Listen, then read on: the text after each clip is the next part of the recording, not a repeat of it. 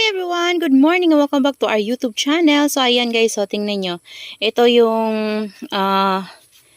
variegated natin na cactus. Ayan siya. Napakaganda niya guys. So hindi lang siya stress kasi hindi sila nainitan dito ng maayos dito sa baba. So ang ginawa ko kahapon, nag-rearrange ako and ginawa ko, hinang ko na lang siya guys. Kasi napakalaki na niya guys. So grabe oh. Na-amaze ako kasi hindi ko to masyadong napapansin. And nung nabili ko to guys, hindi pa yan ganyan katangkad. So parang ganito pa lang siya katangkad hanggang dito.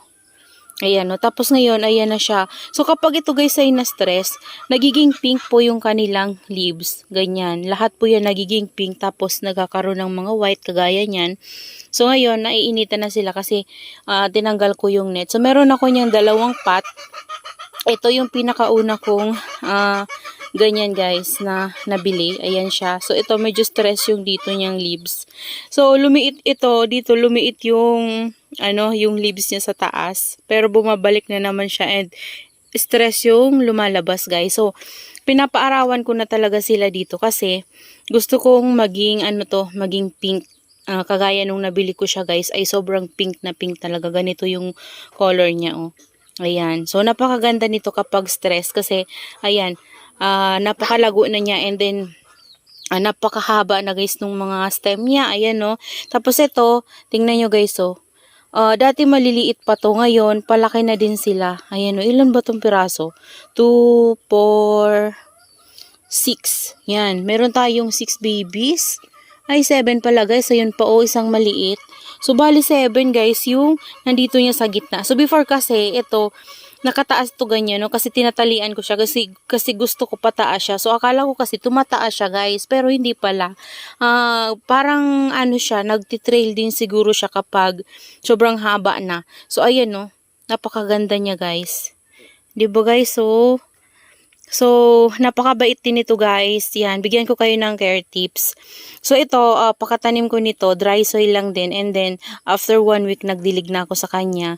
And, in-stay ko siya sa greenhouse ng 3 weeks. Yan. Tapos, no, nilagay ko siya sa rain and shine. So, walang problema guys sa cactus na to kung ilagay natin siya sa rain and shine. Kasi maganda talaga siya. Oh, tingnan nyo guys. Ayan. So, gusto nito guys yung mainit. Kasi, sa mainit na area, nagiging nagiging stress siya, lumalabas yung kulay niya. So, kagaya nito guys, ito kasi medyo nainitan kasi to, oh. Ayan, medyo nainitan to. Ayan, so, lumalabas yung ganda ng, ng leaves niya, nagiging pink. So, kapag yan na stress, nagiging pink po yan lahat ng leaves niya. Tapos, kitang-kita yung variegation niya. So, pink parang pink na mga yellow-yellow. Ayan guys, so, diba ang ganda? Ayan. So, yan guys, share ko lang sa inyo itong cactus na meron ako. Ayan. So, para ma-achieve natin yung color niya guys na sobrang pink na pink. So, kailangan nila ng strong sunlight. Ayan. Hindi naman yan guys masa-sunburn. Basta, pag i-introduce natin siya sa sunlight ay dahan-dahan lang muna. Tapos, ayan. Pwede na natin itong ilagay sa rain and shine. So, ako kasi guys, wala akong masabitan nito sa rain and shine. Wala akong masabitan sa kanya na yung mainitan siya ng sobra.